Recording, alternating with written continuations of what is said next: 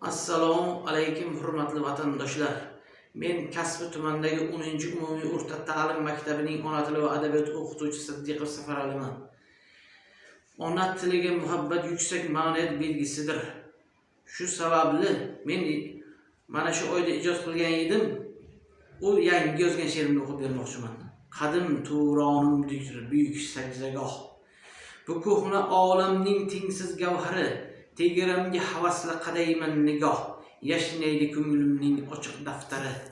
Ona yurt madhi uchun qaynaydi nazmim, jonajon dilimda ash'or bitaman.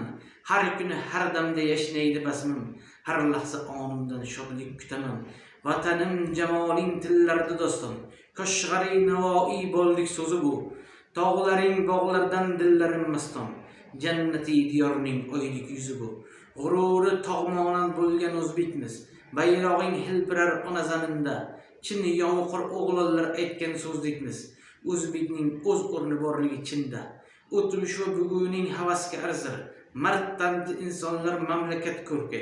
Dunyoda shunday bir millat bordir, o'zbek deb nom olgan ildizi turkiy. Tuni kun yashnasin shunday hurvatan, yayrasin bu yerda har bir o'g'il qiz. Bu go'zal bog'lardan mamnun o'taman, chamanzor ichida o'sdik sizu biz.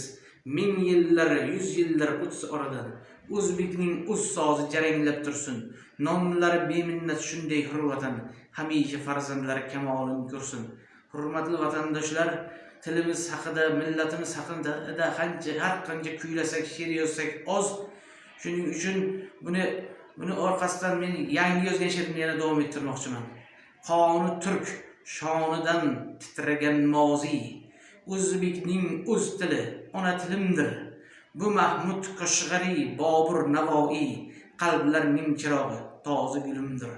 Beruniy sinolar avlodi bo'lib, biz ko'krak keramiz ko'hna ochinda. O'zbekmiz bu so'zdan yayraymiz kulib, bizning shavkatimiz, shonimiz shunda. Shu tilda o'qidik, o'rgandik, bildik. Bu bizning tabarruk ona sutimiz. Biz axir o'zbek bu dunyoga keldik.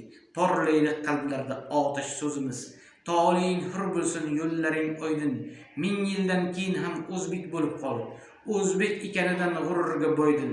She'rdagi eng go'zal so'zlik bo'lib qol. E'tiborlaringiz uchun rahmat.